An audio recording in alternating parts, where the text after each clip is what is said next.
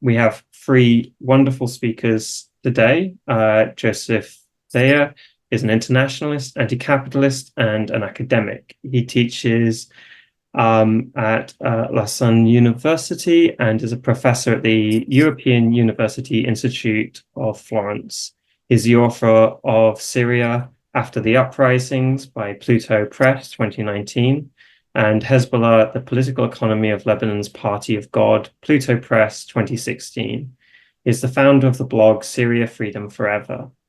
Beesan is a liberation feminist, active in decolonization movements, sexuality issues, and social and political justice. She has been active in organizing and coordinating many literary and cultural events such as the Freedom Theatre, the Qattan Foundation, Film Lab, and the Palestine Literature Festival.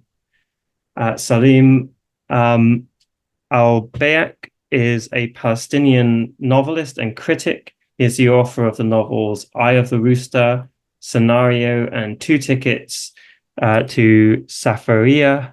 He is the founder and editor of the Palestinian cultural magazine, Ruman.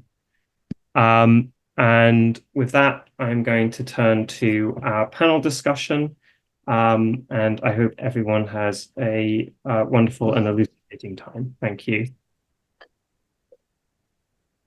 Thank you, Ron, very much for your introduction. Thank you for everyone for attending. And again, I would like to really thank very much Beesan and Salim, that are good friends and great comrades as well, to participating in this this kind of event around the book Palestine and Marxism. So I'll start quite directly. We've been more than a year now into the genocidal war against the Palestinians, and we're witnessing an extension of the war. Sorry, who's... I don't know if it's possible. Sorry, someone... Could whoever's got background noise please mute themselves, or could the tech team please mute? Thank you. Thank you. And as I was saying, so the war is extending now, as we can see, to Lebanon, where we can witness kind of the reappearance of the Dahi doctrine that was established in 2006 during the Israeli war against Lebanon, of destruction, mass destruction, especially in Dahi, Beirut, southern suburbs, and also Israel's continuous bombing of Syria, Yemen, unfortunately. And one of the key ideas of the book is to show that while the Nakba, the catastrophe, the establishment of the creation of Israel, is obviously a key historical event in the history of the Palestinians and more generally of the region, it is also, unfortunately, a continual process, as we are witnessing today. And also the other idea that is maybe connected with the current genocide and what we don't speak enough also is the continuous annexation of the West Bank, of settlement continuing, is the idea of the settler colonial state of Israel. The idea very often, even among the Palestinians solidarity movement, we compare Palestine with South Africa or Algeria, while the key comparison should be more with Australia, North America, in the meaning of a settler colonial state seeking to eliminate the indigenous population. And from there, I would like to ask my first question to Salim and Beesan. How does this continual process of the Nakba and the current genocide reflect on the nature of the state of Israel and its actions in Palestine generally, 48, the West Bank and Gaza, and more generally its actions? So if you could first have this first discussion among us. I don't know if you're Beesan or Salim, who wants to start first? Salim, you can start and I will take over. Okay. Thank you, Joseph. Thank you, Anti-Capitalist Resistance and everyone for organizing and inviting and for attending the.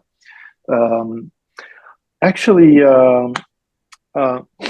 I can simply answer the question as I understand the nature of Israel, that Israel cannot be otherwise. I mean,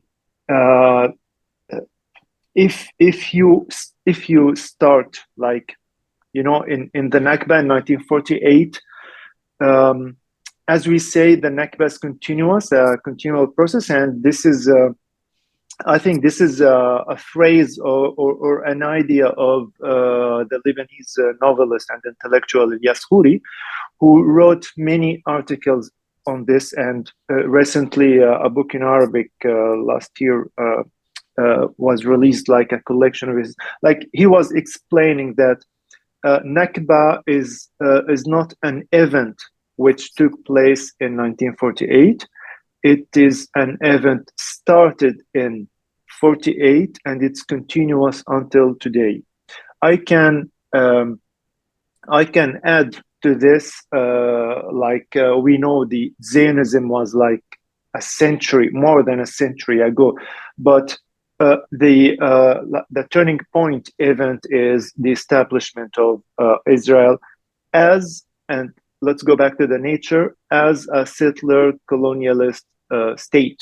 So you cannot start as a settler colonialist state with transferring half of the population and the other half keep oppressing them, and then you try to be, or you could be a good person or a good state. Or so this is how you, if you started as in this nature as a settler colonial state, and you need to keep existing, you do like Israel is doing. So it takes us to now to the genocidal war, which is not strange or not unexpected from a state of a nature such as that of Israel. So, but what is astonishing in a negative way, what's surprising is not what Israel is doing, but it's what it could do with the help or with the silence of Arab countries plus Westerner countries like the United States, Germany, France, UK, etc. So I see, just to, in short, what's happening now in Palestine and in Lebanon. It looks like Israel. Actually, this is Israel since the day it started, like 77 years ago, until today. And when we say the Nakba continues, it continues in different degrees. Mm. Unfortunately, today we have, like, it's been a year, we are in a more radical degree than it used to be, but it's the same, like it's the same thing, like, but it's just a degree. It's not something different from what Israel used to do from the ethnic cleansing, as Alain Papeya documented in his book in 1948. Until now, it's doing the same thing, but the degree is different. Thank you. Beesan? Yes, I will take it from a headline that popped up on my feed yesterday. It was on October 6th, 2023. So one day before October 7th. And the headline was basically talking about that 2023 was the deadliest year in the West Bank for a long time. And this sort of takes us, now there is a notion that, especially for the people who have been absent or have not been informed about Palestine, that things have started on October 7th, or there is something that appeared magically. It's called Palestine again, after like it faded away from the news for several years. And that's not the case. I think basically this historical moment that we're living in for the past year and ongoing, it's just a manifestation of the level of brutality and viciousness that the colonial power is willing to go, and how far the colonial power is willing to go in order to ensure its existence. Because now we're not witnessing a fight per se, we're just witnessing brutality, killing for the sake of killing, and it's all under different umbrellas and different, I would say, excuses. Because I think the more we go into this discussion, we will also draw the connections with capitalism and basically how Israel is capitalizing on this, selling solutions for other countries that they're basically now using AI tools to kill Palestinians. So it's worse than the Nakba, what we're witnessing now, because it's televised. It's a genocide that we're seeing and normalizing and living with on a daily basis. We are feeling more and more hopeless as Palestinians and as people who actually believe in certain set of ethics and ideologies, and it makes it even harder. So the more you talk to people in Palestine, the more you would get that this is worse than the Nakba. The Nakba was sort of another historic moment. It's catastrophic, but what we're seeing now, it's worse because now it's being witnessed by everyone. Thank you, Beesan. Salim, and doing the transition actually to the second question regarding the right of resistance, it's important to remind, and obviously all of you are aware of this, that this ongoing genocidal war would not be possible without the constant support of the US and the main Western countries. And actually, when we look at the main headlines of the dominant medias on the 7th of October, it's like no genocide occurred. Like a year had not occurred. The crimes had not happened. The extension of the war of Israel to Lebanon has not been happening. And this brings us to the key question that Israel is, until today, and has been, historically speaking, and the Zionist movement could not have been established to achieve its objective without imperial support, first from the British and then the US. And it remains a key imperial asset in the region of US influence. This region, if it has any particularities, is the concentration of energy resources, and especially oil, that became the main energy resources the Second World War. But I think more widely also, Israel became more and more a political model to follow for far-right and fascistic political parties, movement that see a state that is able basically to completely deny any fundamental democratic rights, international law, to act in a complete racist way, outspokenly. And, you know, they would dream to basically treat their own non-white population, migrant or not, the way Israel treats the Palestinians. And this brings us also now to the question of resistance. The resistance that I think we all agree on. We support the right of resistance, including military means. But when we say this, and this is a main difference that maybe a few decades ago, when PLO was dominated by Fatah and leftist movement, but had a wider, if you want, political program, you know, suggesting, you know, one democratic national state for all. Today, the main resistance actors are dominated, let's say, whether in Palestine or in the region, by actors that we could say at least we disagree with politically, and it's their political orientation, the strategies. But this does not prevent us, I think, from defending the right of resistance. And again, I think, and I know a lot of comrades of anti-capitalist resistance had made this comparison. Occupation is a crime from Palestine to Ukraine. While we can define the right to defense of the Ukrainian, it doesn't mean we defend Zelensky or its political project. And this brings me to the question for you, Beesan, and Salim as well. While defending the right to resistance, how first to defend it, because this is something still we have to argue for, the right of resistance in all means, including arm, while not,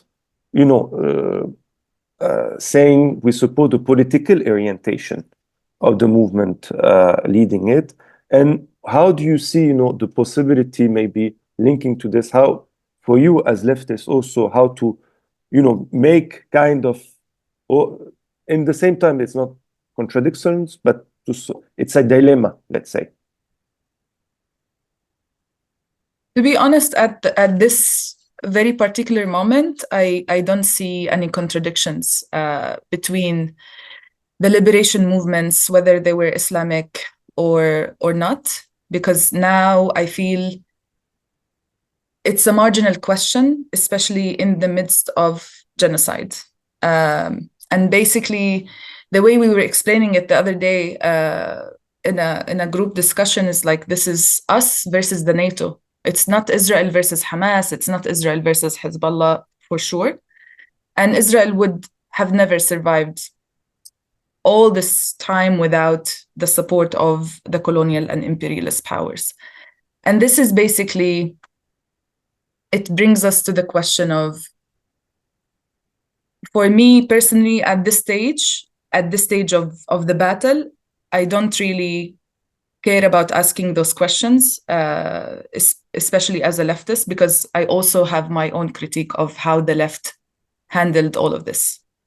And it's very important for us as leftists to also question where is our role? How did we become complicit and just like talking without doing? And the more you look into it, it's not just, I don't think also about like Hezbollah versus Hamas. It's also about like the tiny resistance groups that have been trying to find their ways of resistance in the West Bank for many years.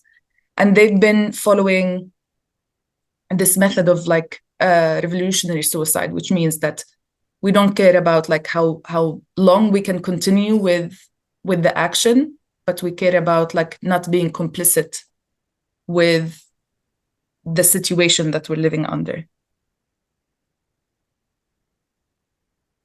Okay, Beesan, maybe before giving the floor to Salim, it would be good maybe you to say where you're speaking from, what kind of activities also you're leading, because I think it's important for people to hear. Yeah. I would say it's very hard to talk about myself, but I've been active with youth groups since 2000 since the Egyptian Revolution. So I would say that we are the young group, the young generation in Palestine who had felt the need to move outside of like the political parties' restrictions, and we decided to take up our own ways of resisting in the streets and through popular movement and through voluntary work and working with unions.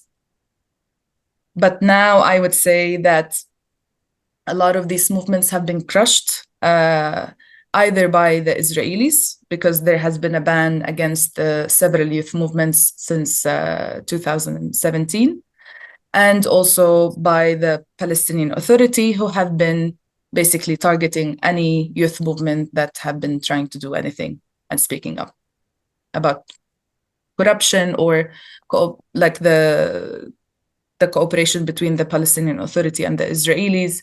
It's something that we know. So we've been trying to fight the dog that guards the main master. Thank you, Beesan. I turn to you also the question, Salim. And I think also your background is also interesting, especially regarding this question. So also could you develop on this? And I think your profiles in this way also help us in the discussion, also the context, how we see things also connected. Yeah. Actually, regarding your question, I believe to be pro this or that side of any conflict. Actually, it's more, let's talk about Hamas, Hezbollah, etc. It's more an ethical question. It's much beyond the political question. It's like, if I am for my right to resist my oppressor, me as a Marxist Palestinian individual, I should be for the right of anyone else to resist his oppressor.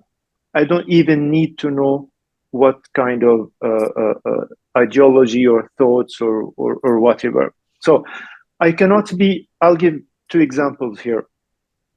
I cannot revise my opinions regarding or supporting the Syrian revolution just because there are some pro-Syrian revolution who are happy with Israel now, for example. Because my question is political, it's not limited to people and what they do. And I cannot be I cannot change my ideas, or I cannot say that, okay, let them occupy Ukraine, I don't care, just because Zelensky's government voted either for Israel or didn't vote, it did abstention or whatever, or they are one of the few who didn't vote for the Palestinian state. So it is an ethical question. It is something like in the basics that since you support your own freedom, your own resistance, you should just support other resistance. Otherwise, you will not be honest with yourself. So, and I will just go to a point that Beesan said. Actually, regarding Hamas, it's not a conflict between Hamas and Netanyahu or the fascists, and it's not a conflict. It's like we have to re-paraphrase the whole thing.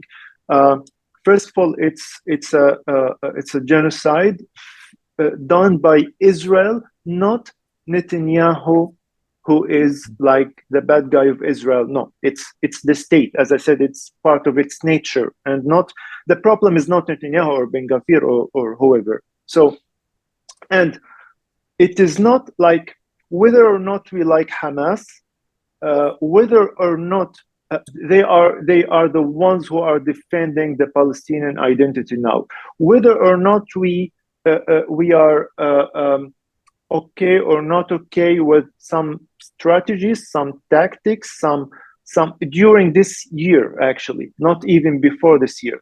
But all that comes, for me, all that comes after or beneath the supporting their right to defend the Gazawi people.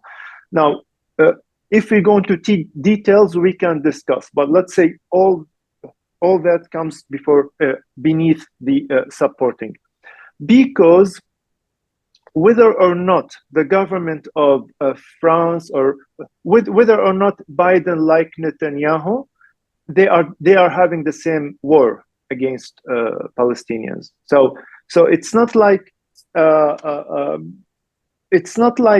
Hamas is Islamist. I'm not. So I don't care about their resistance or whatever. So it's beyond Hamas.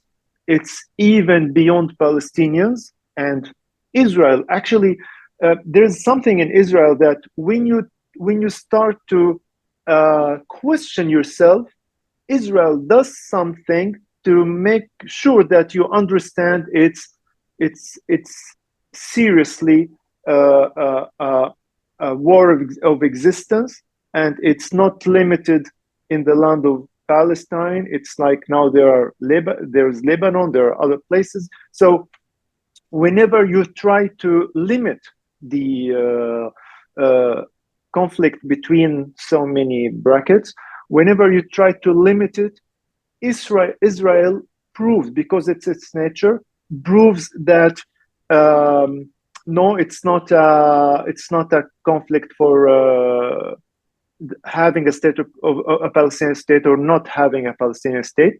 It's not a conflict. I'm talking about the minor things which people try to, there are some people who try to catch the minor things, like a conflict with Hamas, like the right of the Palestinians for a state, like these are minors in the whole question of the Palestinian question. Like some people try to catch these minors and just I don't know, just move around it as if it was the cause, as if the war with Hamas was the cause, or a Palestinian state was a cause. Like, we don't care as Palestinians. We don't care about having a Palestinian state or not now, today, within the genocidal war. So yeah, and so 30 or 40 years ago, they were fighting the Marxists and leftists in the PFLP and then the DFLP. It's not about what's the ideological background on who is fighting. It's about fighting, period. It's about existing. The existence of the Palestinians of its own is already enough for Israel to be vicious and genocidal. It's just the matter, and this has been the whole core value of its existence from day one.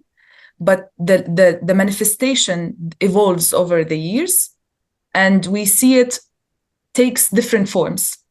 And just because unfortunately, the world only sees it when there is more casualties from the Palestinian side, and like we're more flesh and numbers to the world. Yeah, just to conclude,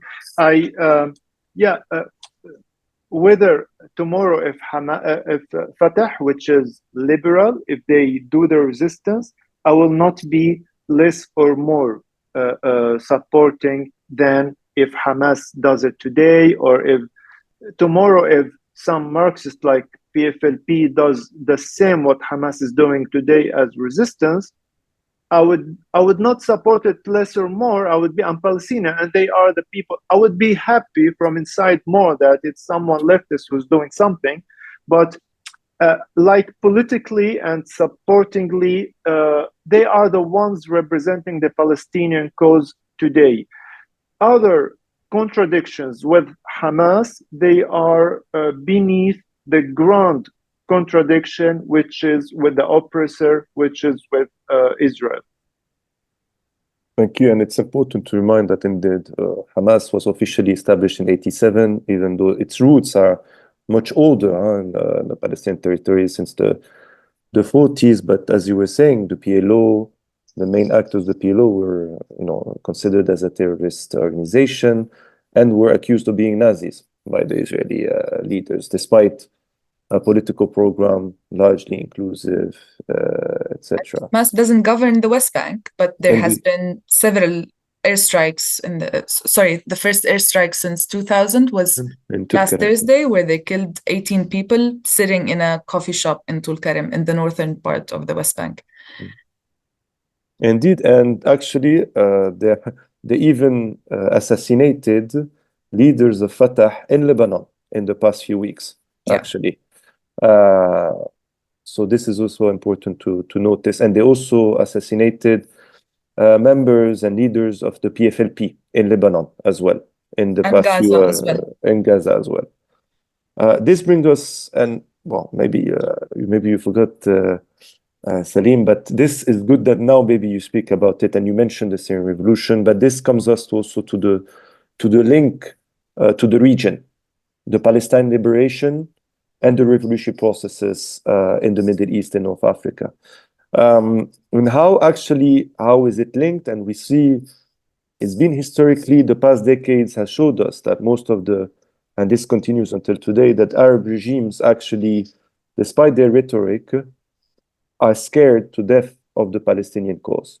Because whenever the Palestinians or the Palestinian cause come back to the fore, it's not only that the popular classes of the region show their solidarity with Palestinians, but they also manifest against their own governments because of the treasons, because of the collaboration directly or indirectly with Israel and Western states, and because of the absence of democracy, social justice, and any possibility to organize. And this comes back from Black September 1970, when the Jordanian kingdom attacked the Palestinians, and more generally, not only PLO, civilians, but also Jordanian in solidarity, or the Syrian regime intervention in Lebanon to crush the Palestinian and leftist resistance, or that we can say that Egypt, who's the second recipient of US aid in the world after Israel, has been maintaining the blocus on Gaza.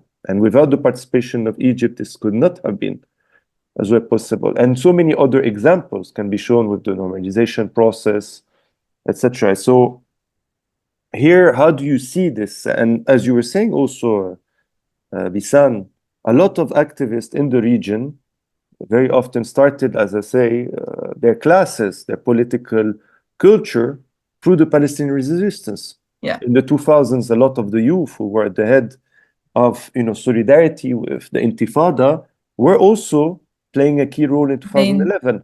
Yeah. So how do you see this link also? Do you want to start, Salim, or should I? Okay. The link between the Arab like causes with Palestine. So I would say with Palestine being the last, I would say in one way or another, the last geographical area with this system of colonial power taking over and expelling people, killing people. It has been sort of like a set example for inspiration, for resisting. And it's something that an Egyptian friend was saying the other day. I don't get how you keep doing so. And the answer is very simple. There is no other choice. It's basically what you have to face in order to continue existing. But with fighting Arab regimes, I think it has become more and more complicated because the crushing of the Arab revolutions have been more catastrophic. It's not only on the physical level, but on the psychological level. And you can see the psychological defeat and that have been internalized among the Arab youth, and who eventually had to fled their countries, whether they chose or not. And this, of course, has an impact on Palestine, because Palestine, without the support from the Arab countries, as you can see now, the resistance gets weaker and weaker. There is no way that you can comprehend that the Yemenis and Iraqis, because they have their own, regardless of like the political agendas and whatever that would mean, that they have to be intercepted by the Jordanian fire jets and Jordanian missiles on the way to attack militant targets in Israel. And I think, and this is, we always have to, there is always need to be distinction between the governments and the people. But after October 7th, I think we were left with lots of answers of what needs to be done, but also with hundreds of questions of what needs to be done next. So now we know what Israel is. Everyone knows. There is no way, I think if I need to explain again what Israel is, then that's not an ally. This is basically someone who doesn't want to listen. But we are facing more and more questions of what does an ally means? What do you mean by you're an ally for Palestine? Who do you support? Do you support the right of resistance? Do you support the existence of Palestinians on certain territories? Do you basically have this distinction. Are you basing all your discussions and discourse on international law that have failed Palestinians over and over again? So these questions have been, and also there are the questions that Palestinians have to face with themselves, because basically now we as Palestinians living outside Gaza, outside the genocidal area, we are also facing a lot of questions with ourselves of to which level have we been complicit with this genocide, and to which level everyone else and the world could have stopped this, because it's taking a form of revenge that the human brain is unable to comprehend. And this is really painful. And I'm not sure, everyone keeps talking about like the impact and the defeat that the Palestinians as a society had to endure after the Nakba. But I think we need to ask ourselves the same question of what are we going to endure as Palestinians and as Arabs when the genocide stops? Who is the Palestinian and who is not? Because these are all, there will be a lot of questions that are about our identity that needs to be answered and formed after this. Thank you. Salim,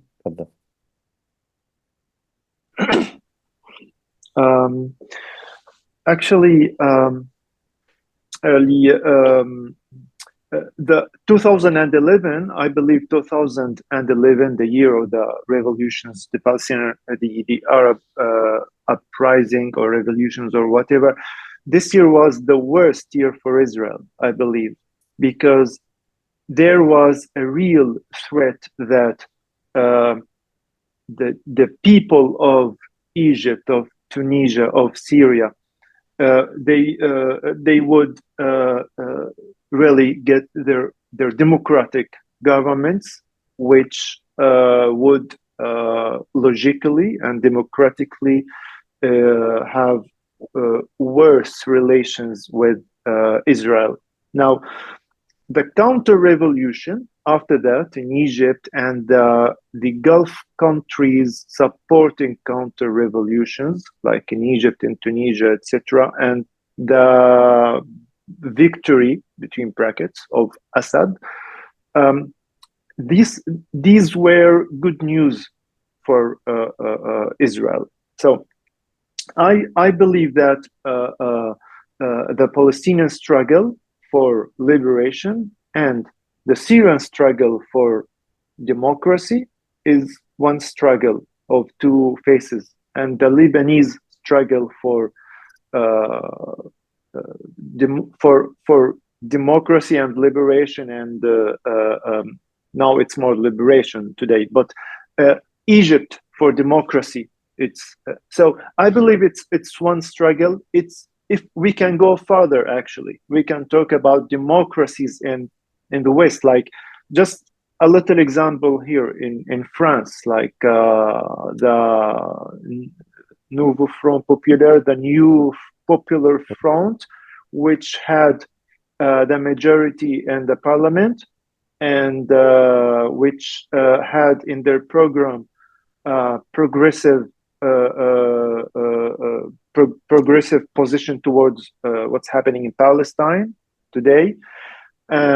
So we are talking about the left. We are talking about people who talk at the same time about the rights of workers, the rights more advantages for the poor, for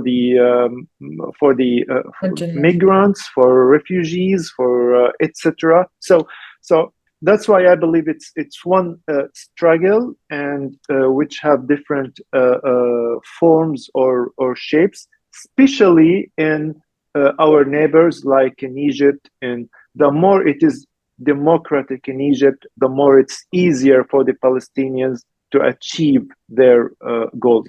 The more it's democratic in Syria, the more it's easier for the Palestinians to achieve their goals. Thank you, Salim. And actually, to reflect on what Salim was just saying, the worst year for Israel, it was the first year in decades, I think, that you had the organization of March of Returns from Lebanon, Syria, Jordan, I think Egypt at the time, I'm not sure about Egypt, but you had March of the Return. And also the foreign minister at the time, Israeli foreign minister, I think was Volsky, I'm not sure about his name, declared that the biggest threat for Israel is a democracy in Egypt.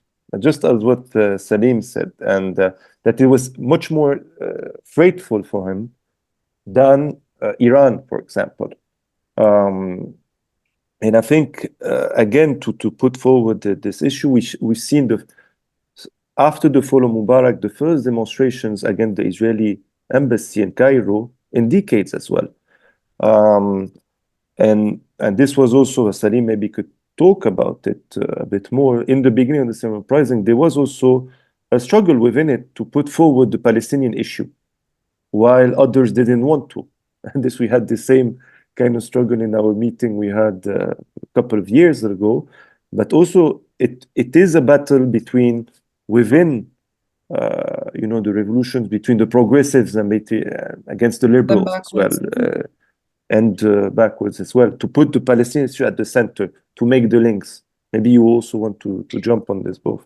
Yeah, it's very threatening to basically put Palestine as the center of the global South struggles towards liberation and getting rid of imperial powers. Because I think, again, there is a deep connection.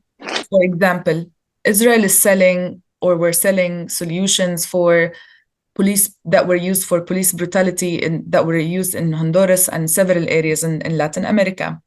There has been several reports that talks about Israel using the oppression for demonstrations against Palestinians in other areas in Eastern Europe, for example. So that it's not only just for the support. All these oppression powers, they're also getting used from this from this laboratory that exists, and they can test whatever they want.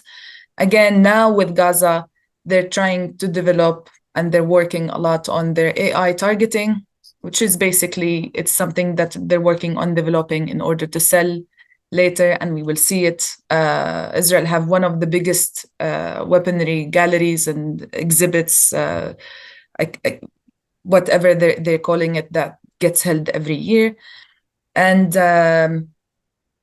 also, again, by the Arab regimes. It have been used in several Arab countries. And not to mention the counterinsurgency tools with Pegasus, the way they were spying on phones, which have been used against Saudi activists. So it's all one link and connection of oppression, whether it was in Europe, Latin America, and of course in the head of the evil, the United States.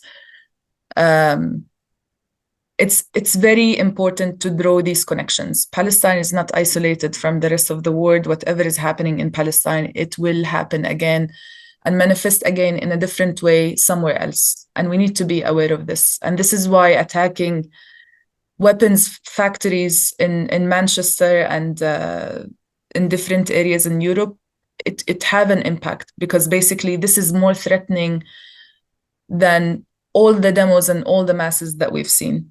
Again, this is me reflecting on 1 year after genocide, with all the masses that we've seen taking out in the streets. I know that there are a lot of people who have been going through their own journeys with reflecting and finding out about injustice in Palestine and in the world. I know it will open a lot of doors for knowledge and enlightenment. But also, as a Palestinian, it's very frustrating to see that all of this had no impact. Now we're living, like the Gazans are living or reliving the war, and it never stopped, but reliving the bombing as if it was the same week of the war in Gaza. And this is, I'm not sure how we're going to be able to live with that. Salim, do you want to add anything to this? No, just to to say that yes, the Palestinian question is an internal question for Arab countries, even if they were far from the borders, like in Tunisia and Algeria. So, and as I said, it had an important place in the program of the new Popular Front in France, and I believe. I think that Gilles Deleuze, who said, I don't know, maybe someone can correct the phrase or the person who said that being a left, it's more you first think of the world and then your country and then your family. Being being a right wing person is the opposite. So that's why I think Palestine is an internal issue. In not only for Arabs around us, around Palestine, but also for the left from all over the world. It's not a political foreign issue. Yes. Indeed, I think we try to show that it's an internationalist issue, and that has impact on our societies in the West. Hanieh has speaking about France, but how through the Palestinian cause, there's a general attack on democratic rights of people in the West, and I think it's important. And you were saying, Beesan, very truly that the normalization, for example, in the Arab countries, came also at the expense of other people. For example, when we look at the normalization of Morocco, was done on the basis of even more oppressing the Western Sahara to recognize the fact that Morocco is the dominating force against the Western Saharians. And we can see other links very much on this. And regarding actually the way Israel sells its kind of propaganda regarding weapons, yes, last year was the record year of Israel selling over 13 billion officially of selling total value of selling of weapons last year. So it doubled in the five past years. So we can see how, and as you were saying, how Israel, secret IT technology has been served by various regimes against their own activists, UAE, Morocco, and elsewhere. And the collaboration that we can find around police, US and training Israel. police. Exactly. So we can see this is an international issue, and maybe this is the last question before we go to the discussion among everyone is, I think we can say, and how you're saying it's an international issue, just as I think the genocide in Gaza is a reflection of the world we're currently living, the deep political crisis we're living, in the sense that in this deep political crisis, that I think the genocide against the Palestinians is a reflection, is the domination of two political projects, neoliberal authoritarian one and a fascist one, in which there's a necessity to build a third pole, a progressive leftist pole, and in which the solidarity movement has a key role to play. Salim was talking about, and this is not even, I think, in France put forward, how the Palestinian solidarity movement played a key role, actually, in the expansion of this, or at least in putting forward in self-organization from below and helping, of being a key political compact for the restoration of the left. So also, I think in this discussion, to putting what are you expecting, or what, reflecting all together, what do you expect of the solidarity movement? How can, and as you were saying, I think it's very important to put forward that when we're struggling for Palestine, obviously we need to struggle and to think about the Palestinians, but people are also struggling for their own rights, for their own, and it's not egoistic to say this, but it's to make the case of the links that whenever Palestine won, whether in Palestine or internationally, it advanced the causes of the popular classes. So what would be your message, to the international solidarity movement, how to make the connection that you already have been pointing out? I think any solidarity act need to be translated into a political act and connected to the collective salvation and united faith for all oppressed people. I know that this is like big talk, but now more than ever, I think this is where the solidarity movement need to direct its attention. And it's not just about, oh, we have poor people that are being ripped off into pieces, and we need to, because in the first month after October 7th, the Palestinians were being questioned and being attacked for their act of resistance.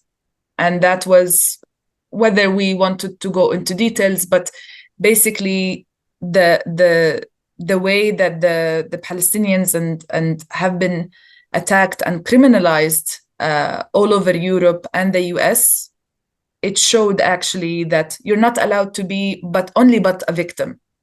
Once you step out of that role, then we have a problem. And that's why I think now we're just back into that sphere.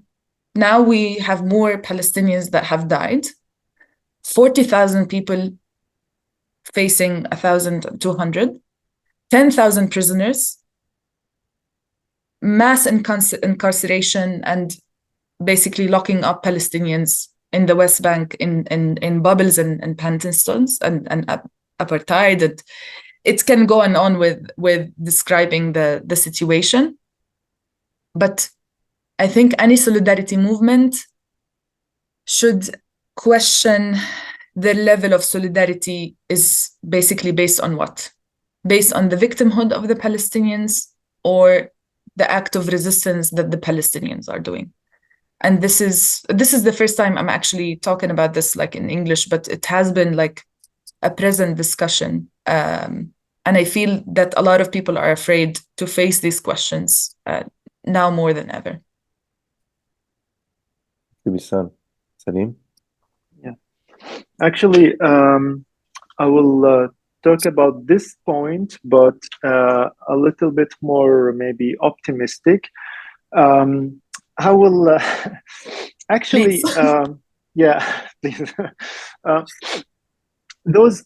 If you talk about media, and media is owned by big capitalists and authorities, they want to see Palestinians, they accept to see Palestinians only as victims, only as oppressed, only as people pathetic who are massacred.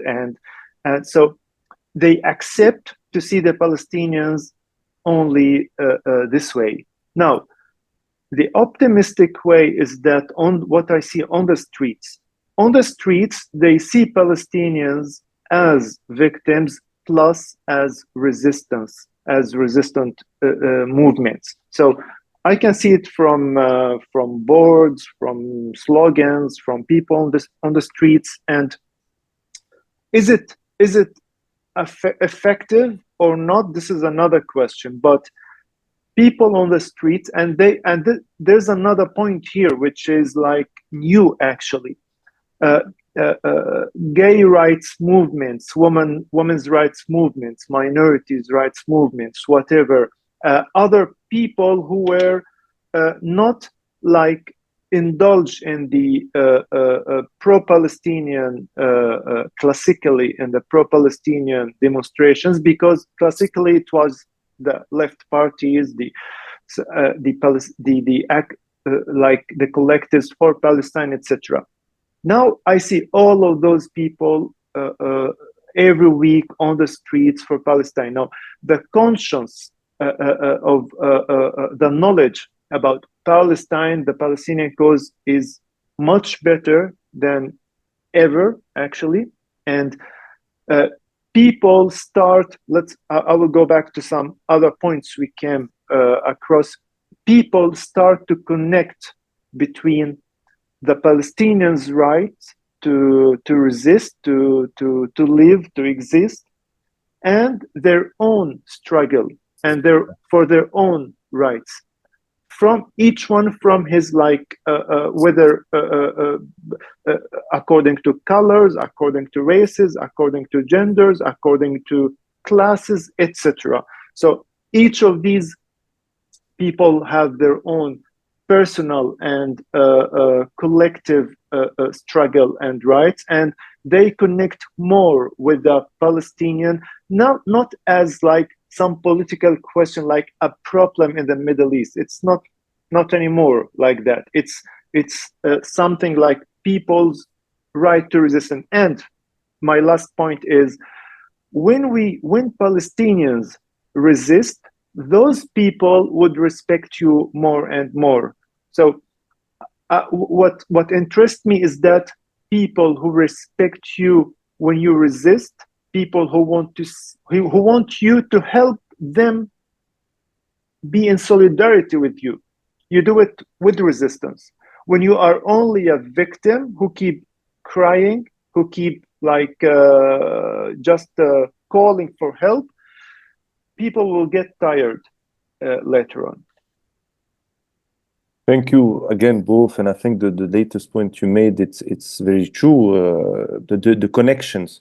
I think one of the few examples, if you look at the latest Black Lives Matter movement in the US, made very clear this kind of connection. And as well, I think what we can say for true in this whole catastrophe that we're living for a year, through the mass mobilization throughout the world, there's a higher level of conscientization of Palestine, and also more generally of the struggles to be needed to be led against the two poles, the dominating poles, I think. And this is one of the, if to finish like Salim said, optimistic point. Obviously, this opportunity needs to be transformed into a real threat. And one of the objectives through, I think, this event and hearing you talk as well is to accumulate experience and knowledge together to build on this for future struggles. And I think it's quite important. This is why I thank you again for participating in this event. And really, I didn't want it to do a bit too traditional, like only around the book event, but to use this book basically to build on struggle. And I would like, Salim did it instead of me, so I'm very much ashamed. But thank very much Anti-Capitalist Resistance for the organization of this event, for also the whole event around the book and everything. So thank you. And now let's have a discussion, all of us. Thank you, Joseph, and thank you, Beesan and Salim. This has been an excellent discussion. I've had numerous private messages to me during the course of the discussion, talking about how informative and powerful it's been to hear, and a strong desire for it to continue for as long as it needs. Thank you to the tech for spotlighting me. So we're going to now open up to the audiences, to the participants. So if you would like to make a contribution, ask a question, please, if you go down to React at the bottom of the screen, and you should be able to raise your hand using that functionality so that I can see that you would like to speak. If you are a co-host and you would like to speak, you'll probably need to message me and I'll add you to my speakers list. So do we have a first question? Okay. Steve, would you like to speak? And we'll sort of try to limit questions to about 3 to 4 minutes, but if you can keep it on the shorter side so as many people as possible can talk. Thank you. Okay. Yeah, thanks everybody. This is fantastic discussion, and the book is wonderful. I just wanted to raise the issue of the solidarity with Palestine in terms of its impact on consciousness in the West as well.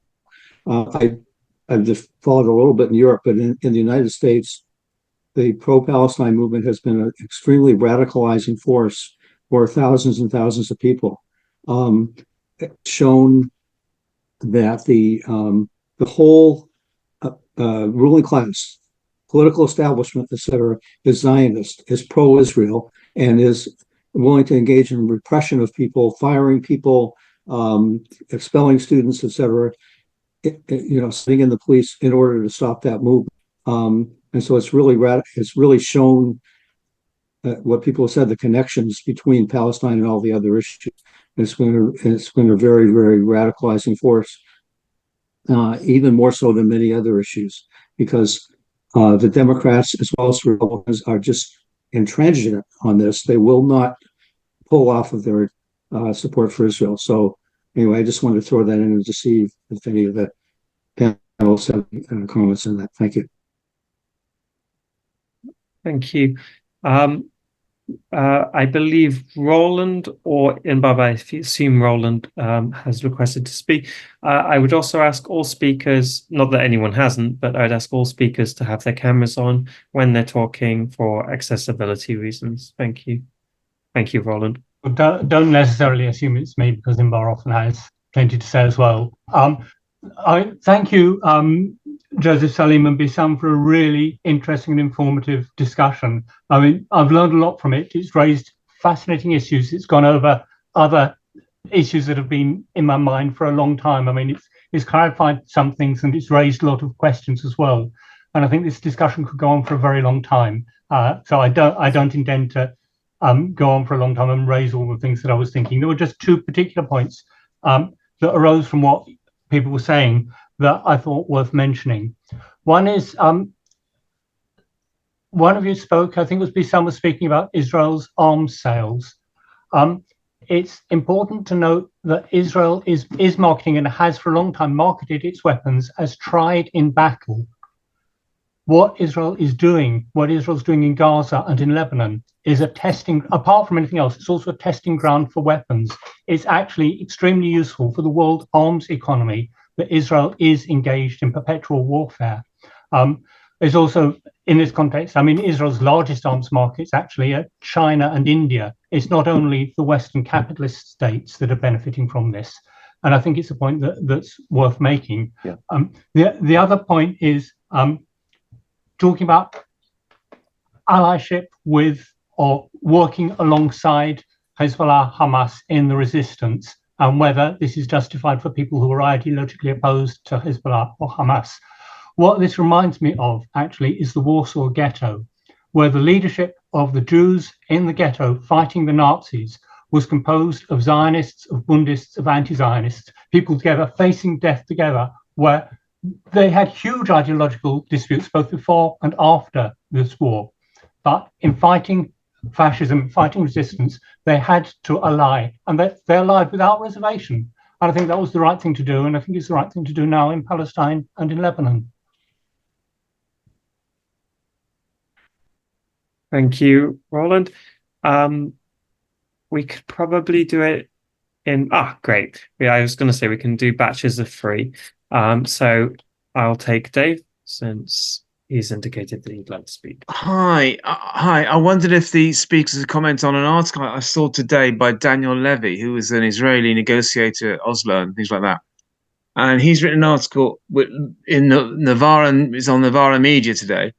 And he looks at the internal or the cost-benefit analysis for Israel. And I was wondering what they think of his analysis, because he seems to give a more, perhaps optimism is the wrong word, but a more negative appraisal of what might happen in Israel. That in fact, although Israel seems to make some real gains with the attacks on Hezbollah and everything else in terms of its own strategy, there's also some inherent problems for them. And he goes through a few of them. He says things like the relationship of force on the ground, that the fact that in Lebanon they're going to lose soldiers, there will be casualties, and that could have an impact on the way in which the public support the government.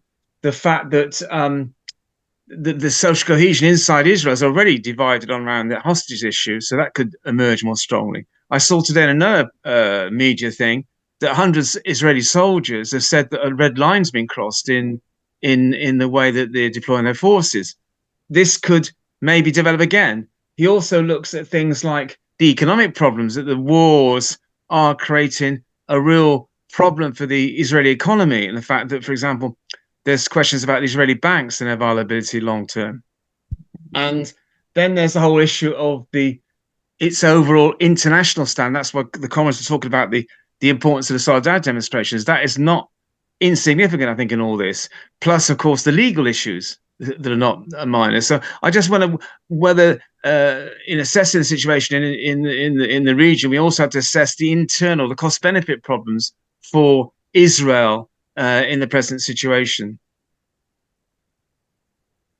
That's all. Thank you, Dave. There's been an additional question in the chat, which I will read out, and we can take those 4 questions and return to our panel. This is from Jara Handala, and they ask, in what ways can Marxists and other aspiring scientific communists express a class perspective about the Palestinian struggle against Jewish-Israeli colonization that remains distinct by not collapsing into a perspective that is either national or anti-colonial? Difficult question, I agree, but I see this as at the heart of the problem here for anti-capitalists who consider themselves communists. And thank you all 3 speakers for their considered views and arguments. And with that, I will return to the panel. In the meanwhile, if anyone would like to ask a question, please indicate by raising your hand or submit it to the chat, and I can read it out. Thank you.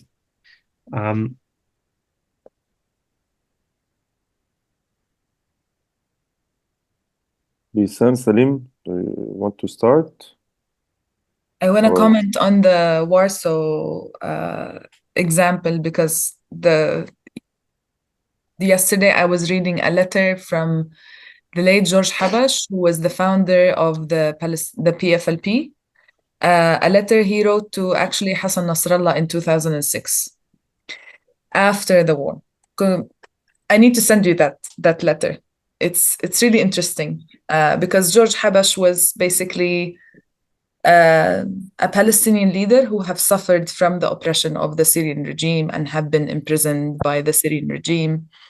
But also, again, it's also to connect with the class question in the colonial context, and basically, because this is it's a valid question, and it's always present, and the class struggle and the class analysis should always be present. But again, it's very hard to take it as if we were living in a post-colonial situation, because now in Gaza, for example, there is classes of suffering, but everyone is basically going through the same thing. And for the Israelis, they don't really care about like which class you belong to, if you're going to be targeted as a Palestinian. Yeah. And I forgot the last question, so you can take it over. The cost and benefit of what is doing Israel. The cost and benefit of Israel selling its war solutions, or the levy. That escaped my mind because I really don't care about what the Israelis are saying or analyzing. And to be honest, it's basically, it's all, I think we sometimes, the international solidarity movement would like to hear more from the Israeli opposition. From the Israeli opposition, but they're all basically part of the same colonial structure. They're still living in Tel Aviv. They're still enjoying their benefits as settlers. And for the soldiers, it's basically, it's not because they really care about the Palestinians. It's because they fear for their lives, and they have the right to. So I wouldn't take it and read it in a context of saying that there are Israelis who are worried about the benefit of the war. This is why, for example, we would see opposition against the war in Gaza because they're killing the hostages there.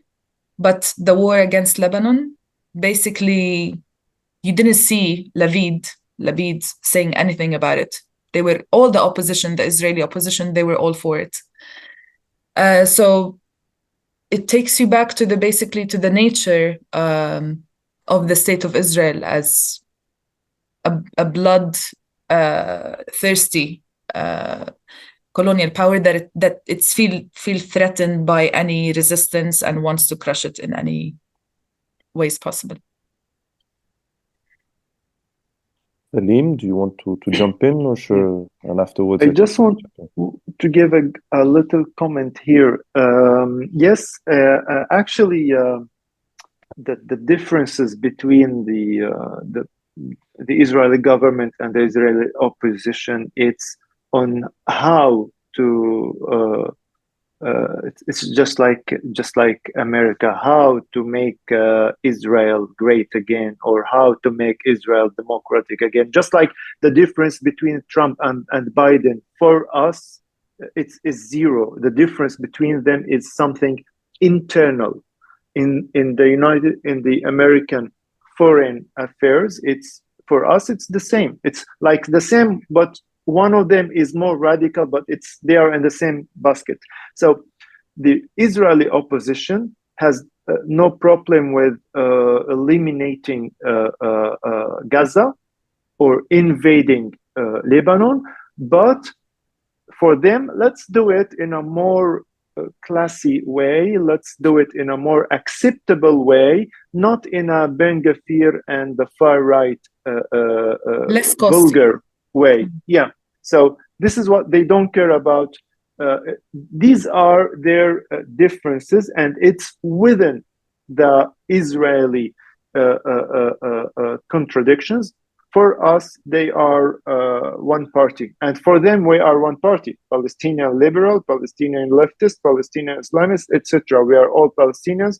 The good Palestinian is the dead Palestinian for them. So.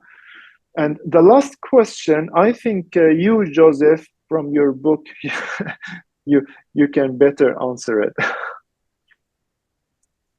Okay. About class and then no, I think we, just before touching on this point, which is quite important, but has been implicitly put forward within the discussion, but it's also to say that it's very important what Roland said about the arms sale, and it reminds me of following the Russian intervention in Syria. Also, they made a show of their weaponry, and they had an increase in sales, actually, putting forward the way how they used it in Syria, the bombing, etc. And they were able to basically use the way how they bombed Syria to sell more weapons outside. And here we can see, and actually for a long time, and it's just the Ukrainian-Russian case that tensed a bit the relationship between Russia and Israel, but Putin was a great friend of Netanyahu. And it still is on many aspects. But there are more tensions right now. Just on this, on the class perspective and the cost interest, I think we come back to the issue. First of all, for many leftists sometimes, not for many leftists, I say, on the wide spectrum of the left, it would make common sense to say Palestinians, workers, and Israeli workers should collaborate in the aspect of, overthrowing their both ruling classes. Here we come back to the nature of a settler colonial state, and that the current Israeli political scene is dominated now by the far right and the right. Even historically, the party at the source of the establishment of the Israeli state is very much weakened. If we look at the Labor Zionist party, it has nearly disappeared. And therefore, we're not really interested in as it was said, and unfortunately, the anti-Zionist left is very, very weak. And here we shouldn't fall into essentialist.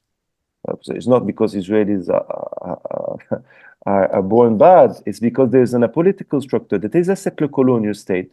And they are framed since they're born, into an extra supremacist society with education institutions that teach them that Palestinians are basically, and Arabs more generally, animals, not human. And this has been said since the beginning of the 7th of October. They have to go through the army for the large majority. And it's a colonial society, never seen throughout history.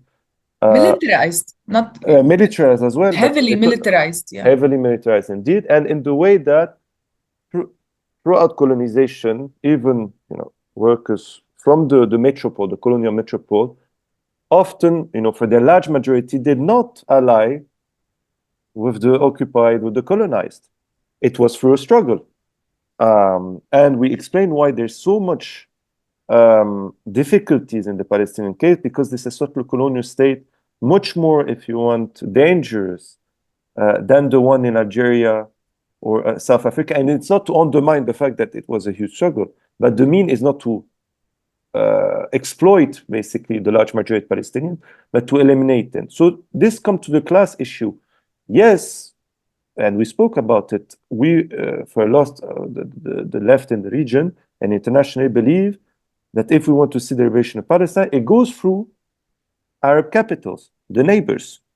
And there's common interest between the popular classes within the region and the Palestinians to create a balance of forces to push the majority, basically, of Israelis to say, we have to change. But without the change of balance of forces, this will not happen through debates.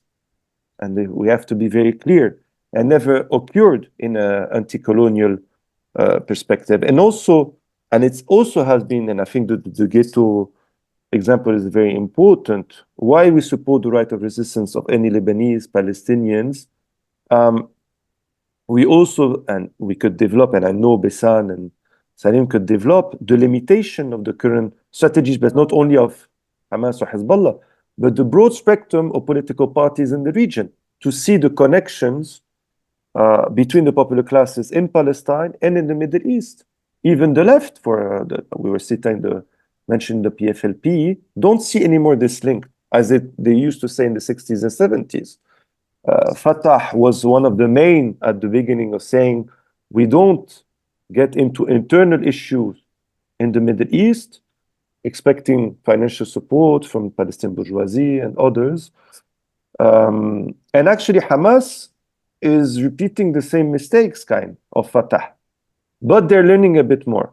But they've learned, yeah. Yeah, but they're doing kind of the same mistake, expecting foreign powers that will help them to have a better balance of forces. And actually, it was wrong with Fatah, and it's today wrong with Hamas. We can see the various allies of Hamas not really doing much, honestly speaking, whether Iran, Qatar, or Turkey.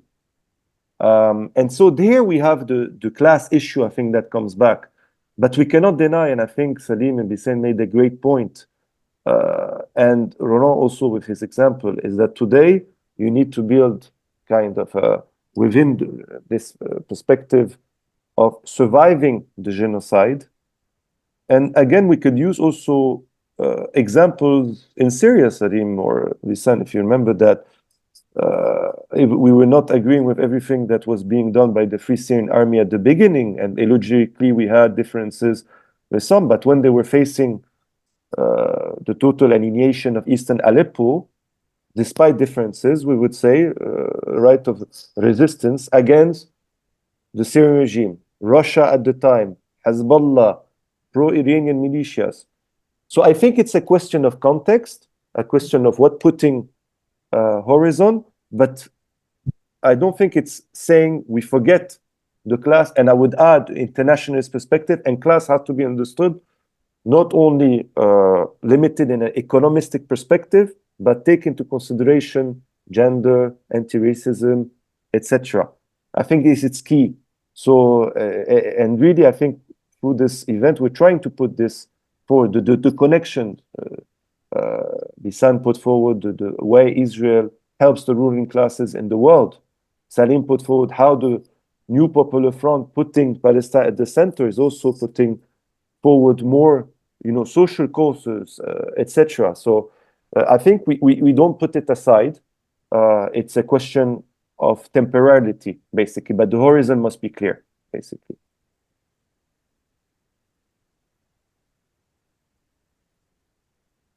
Thank you. We have quite a lot of interest in talking now. So I am, okay. So I'm going to take two batches. I'm going to take Terry Inbar and Samuel in the first batch, and then invite the panelists back. And then I'm going to take Fred. I'll read out a question from Bob Whitehead, I believe, and then Susan in the second batch. I would also like to ask that participants use the chat a little less to talk, since it can be distracting, and it can also be an accessibility issue. So please try not to use that. And if you do need to use it, direct message me, since that will be all, but without further ado, Terry, would you like to ask a question or make a contribution? Yes, and firstly, thank you to Beesan and Joseph, and that was amazing, and lots of questions and reflections, as Roland said. I guess my most straightforward question is to ask Beesan to elaborate a bit more on what she said about mistakes of the left, because I think that is an important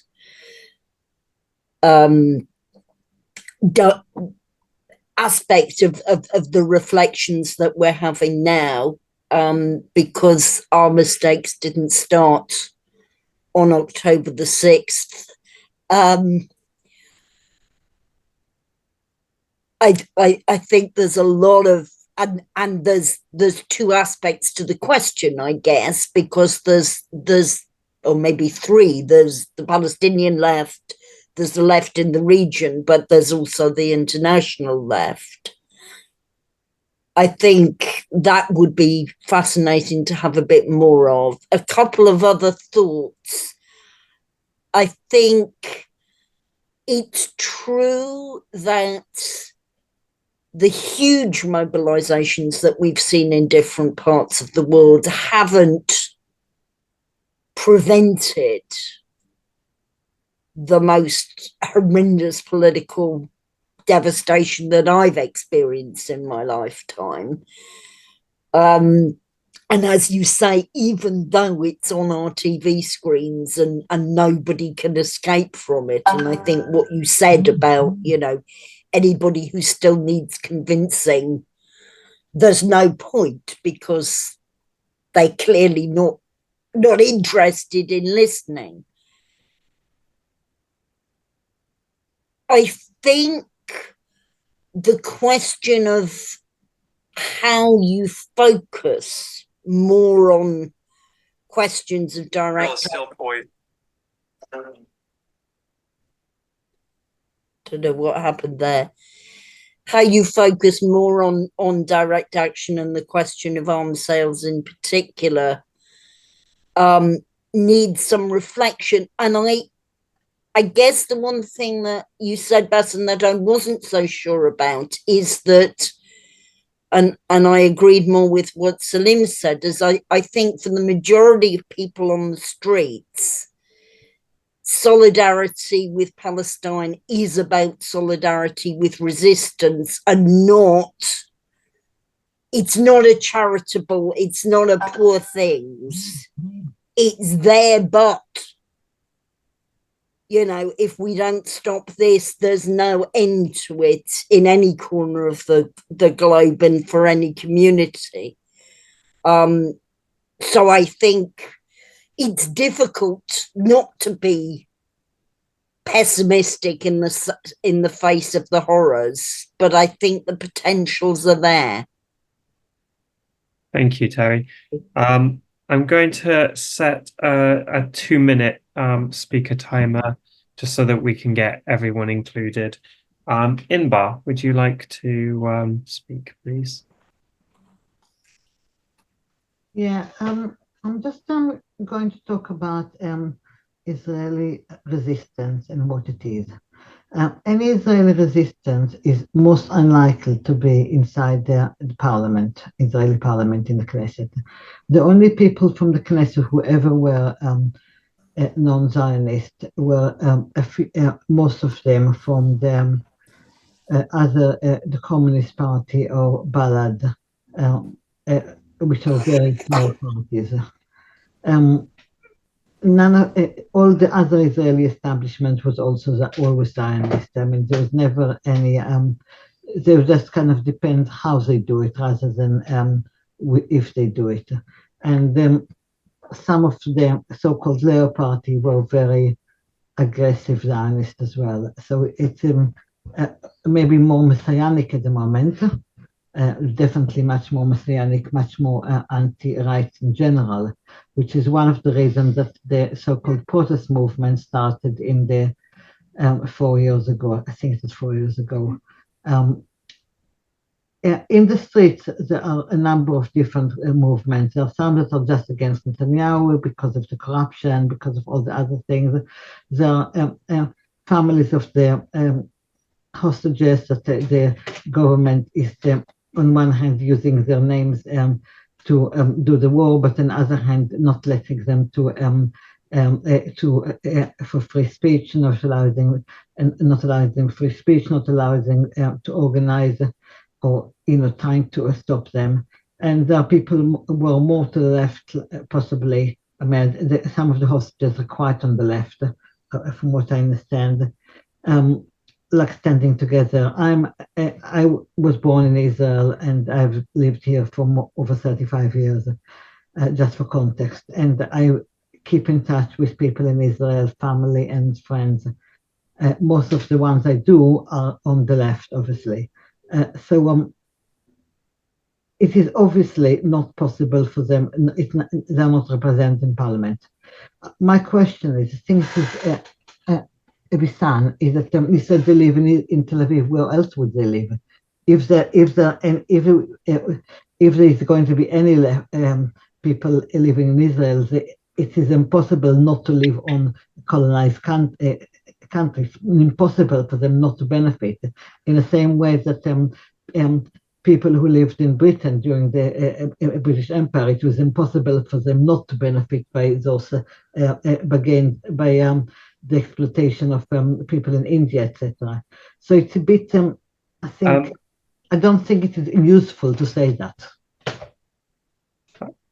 Thank you, Imbar. Just so speakers are aware, keep an eye on my screen. So if I do something like this, then sort of start wrapping up. But yeah, thank you for the contribution. Samuel. Thank you. I want to thank the speakers, but with 2 minutes, I can't do it in any great length. But thank you very deeply. I live in the belly of the beast, the United States, where we have essentially terribly weak left. Yet there is a lot of radicalization going on among sections of the youth, and particularly of working class youth of various kinds.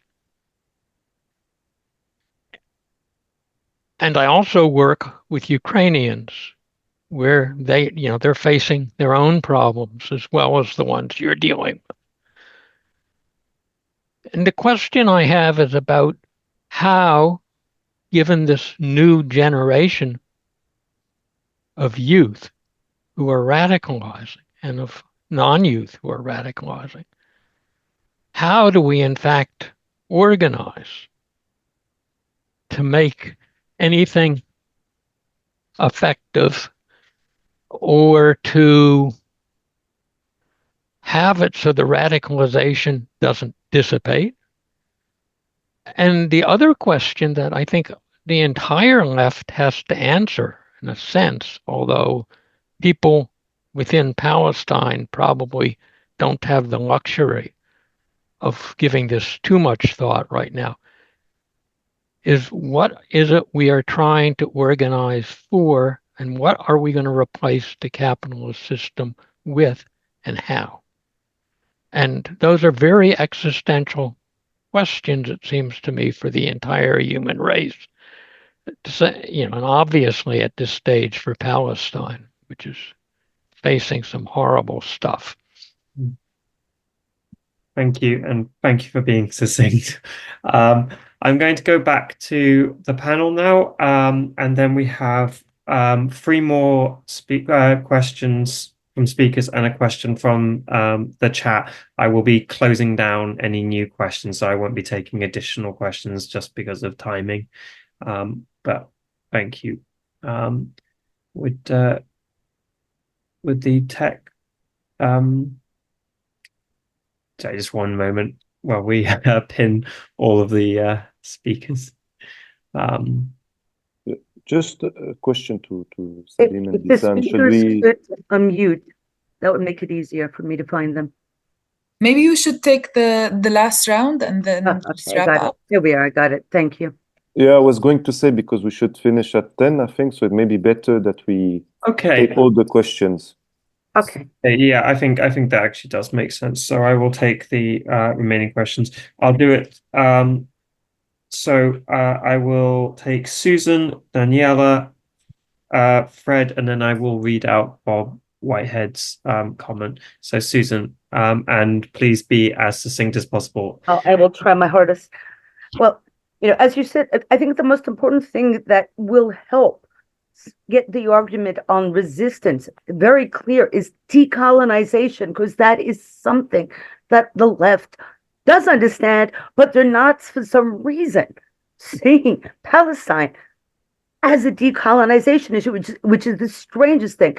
I had written an article and I was talking about Israel as a colonial settler state, and someone said to me, how can they be? What is their metropole? And I said, you live in their metropole. It was an American. And they were totally horrified and shocked what was going on there, but couldn't understand that the US, and through the US, all of NATO and the Western allies basically support, which is the reason I think, well, after 75 years of nonsense about international human rights law and all this stuff, they threw it out the window to support a genocide by their settled colonial state that they're controlling.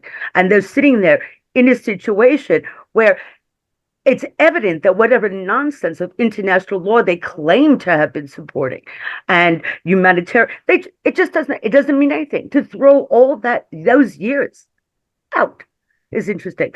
But I also wanted to agree strongly with the idea that Terry had raised earlier about solidarity not being charity. Solidarity is an act of political choice, standing together with people.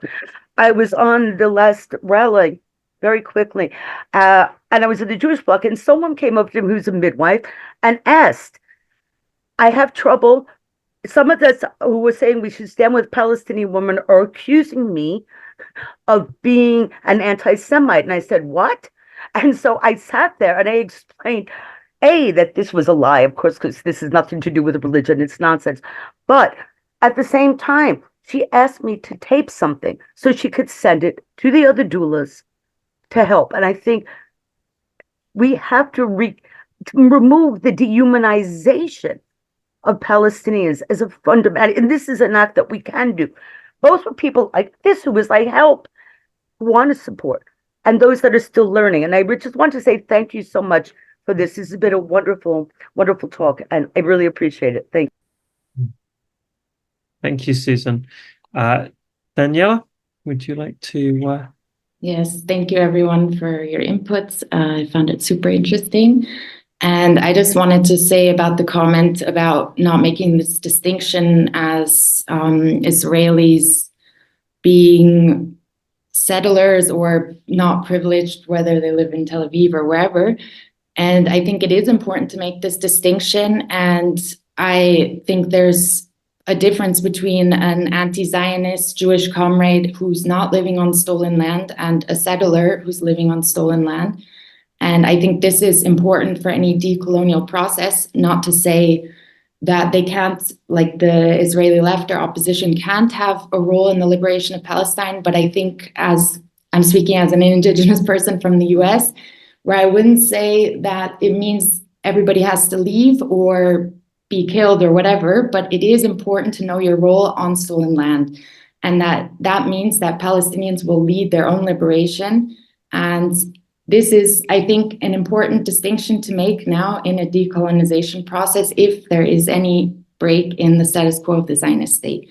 And that doesn't need to totally exclude them, but I think there is something that needs to be included in any discourse around what people's roles are in this situation. And I just want to emphasize that I think this is different for anti-Zionist Jews who have not been socialized and in this settler colonial state that has been based on the ethnic cleansing of Palestine.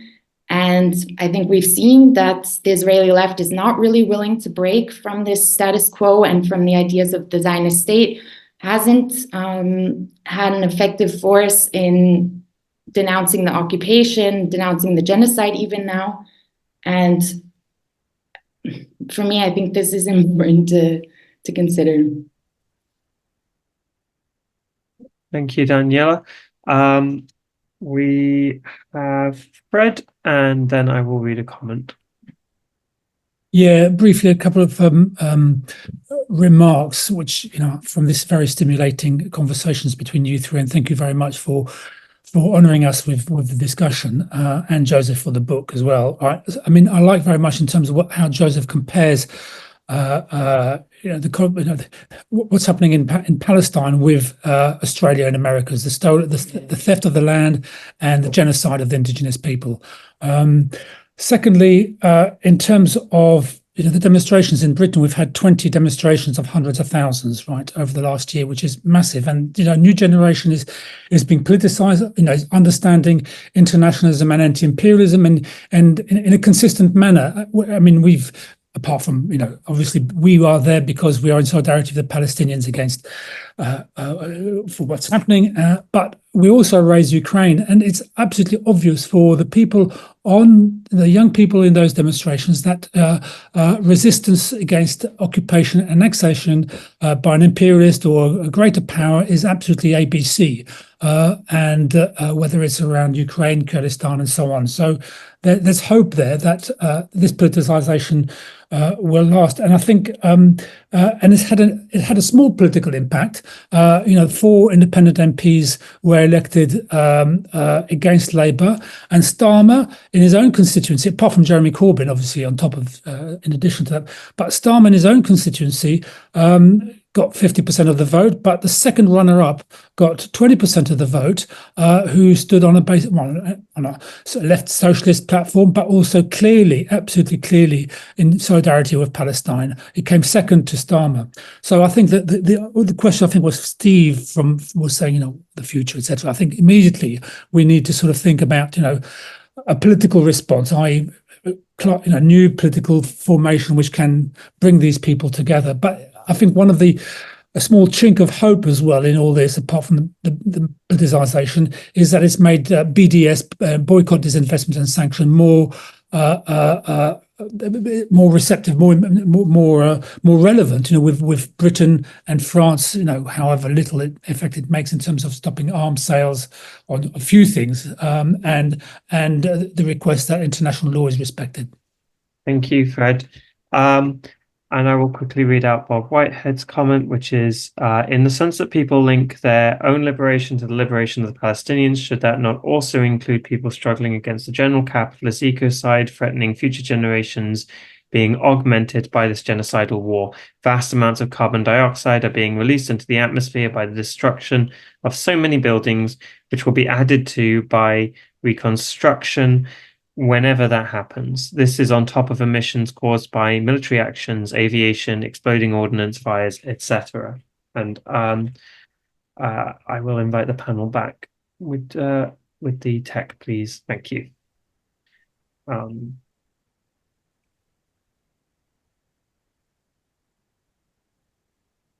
Beesan, Salim, do you want to start, or?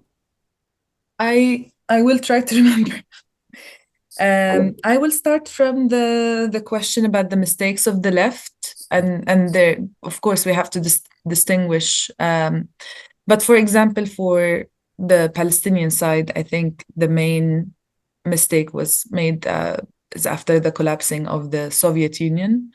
Basically, the Palestinian, the Arab left were in a major crisis that they weren't able to handle or take things up to their hand because they were relying very much on a certain the Soviet Union, because they were very connected to the parties there. And I need to also remind the people who know and who don't know that the Palestinian, or the Communist Party that was established after 1948 was both Israelis and Palestinians. But the Palestinians soon found out that this is not a good partnership, because basically it's not about sharing communist ideas. It's about being Israeli versus being Palestinian, which brings me to the point of the question about Tel Aviv, for example. Tel Aviv is a colony, and we need to address that, and we need to admit that it's a colony that was built on top of the Palestinian bones and flesh. And I'm not suggesting where people should go, but I'm suggesting as a start that we should acknowledge that that the whole Israel is a colony. It's not about the West Bank and Gaza only. There are also Palestinians still living in Israel, but they're still facing a lot of repression, and we could see that in the past year viciously with the incitement accusations, the long sentences over throwing a rock at a police car 2 years ago during the uprising. There was a mini uprising that was mainly focused in 1948 land. So it's really important to highlight that. Yeah. Yeah, actually, I have something to say on this topic because it's a sensitive one. You know the slogan we hear in demonstrations, mostly no one is free until we are all free. Like when we are all free Palestinians. So my question is, why do we care more now during the genocide? Why do we care more about a Tel Avivan guy would go more than a Gazawi or someone from the West Bank or someone from Nazareth would go? Why do we care more about the hostages, personal stories of Israeli hostages, when we don't give this space and for Gazawi individuals, like their personal stories, from the first 2 months after 7 October last year, thousands of Palestinians have been killed, and the Western media is only talking about personal stories of Israelis. What is actually the Palestinians, they are not the ones who need to find solutions for Israel. The colonized is never demanded to find solutions for the colonizers. The colonized people, they have the right, and the resistant movement have a duty of decolonization. Now, the question of where would a left person living in Tel Aviv go? This is not my problem. This is not the question, actually. The question is, where would the Gazawi go today? The question is, where would the Palestinians surrounded by settlers in the West Bank go? The question is, where would if they were not in prison or transferred or killed or injured, or where would the Palestinians go? This is the question which should be asked during the 77 years, not only today, but mostly today. So this was just what I wanted to say. Yeah, thanks again, Beesan, Salim, and everyone who participated in this. I'll just say And for the organizers, again, thank you for the moderation, organization. A few things. First of all, I think the key issue is to not forget that we're fighting systems. And the issue is about what strategic orientation are favorable for the liberation of Palestine. Again, I think no one will deny here that any kind of, and when we talk about our left, for us who could be partner, is any kind of anti-Zionist, not talking about the Zionist left, that is at the basis of the state of Israel and its establishment. But anti-Zionist left, any kind of collaboration is welcome. But this said, again, it's coming back to the issue that the strategic orientation is not about a couple of individuals, but how to build a counter-resistance to push for the liberation of Palestine. And this is the key issue, in my view. And in this perspective, the far majority of the Israeli working class is today, and again, it's not about being essentialist, it's what I explained before, is opposing for structural materialist interests the liberation of the Palestinians. And therefore, only through a change in the balance of forces regionally that they will change their position.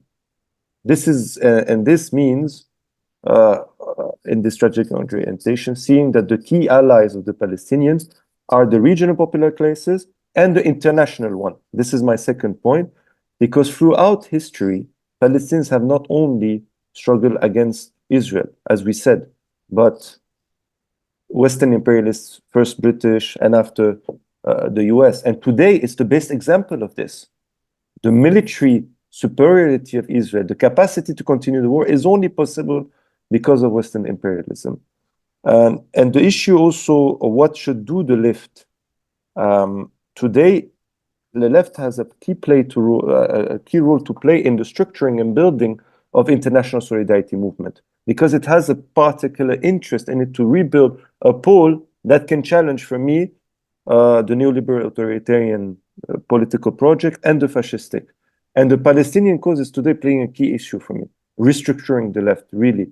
And if the left really has to see a future, it's, I think, within this political compass. And as it was said, not through charity, but through solidarity, knowing both our interests. I will also like to remember that the occupation movement in 2011 was started following the occupation of Tahrir Square. People said they want to do like Egyptians, and it's settled an international movement of more than 70 cities being 700 cities being occupied, etc. And here we can see how people help each other in their common experiences to work together. So, and also the kind of the link with the ecology.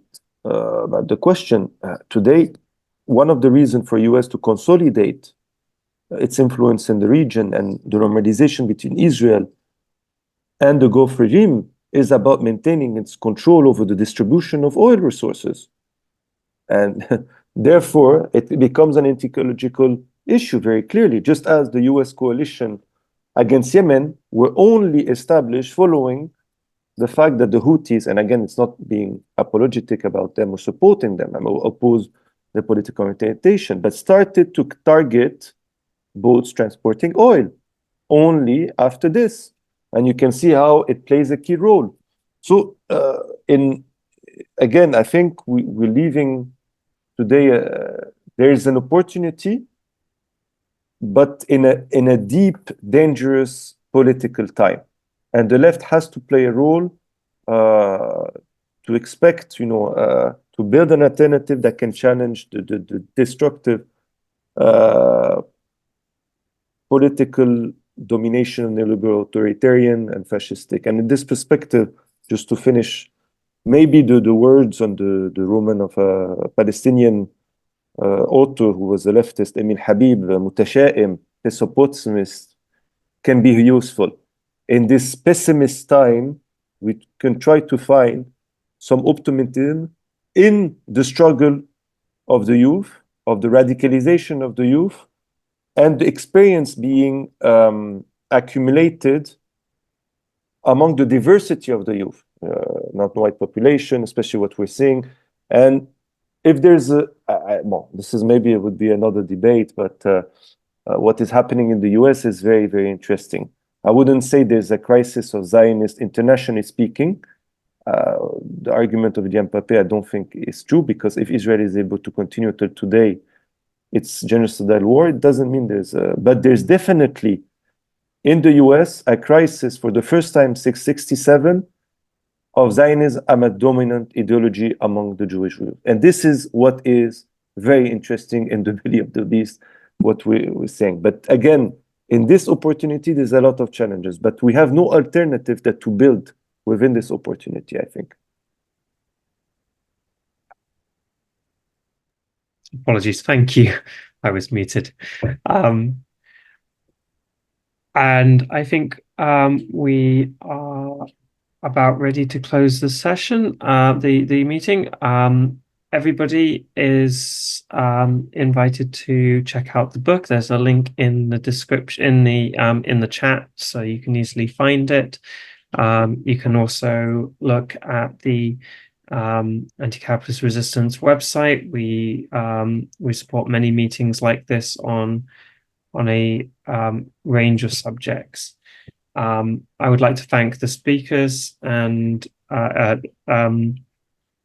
Salim, Beesan, and Joseph, who are all excellent, and all of the contributors. Everybody kept this discussion at a very high level, and it has been a fascinating one to hear. Thank you to everyone. Thank you, everyone. Bye-bye.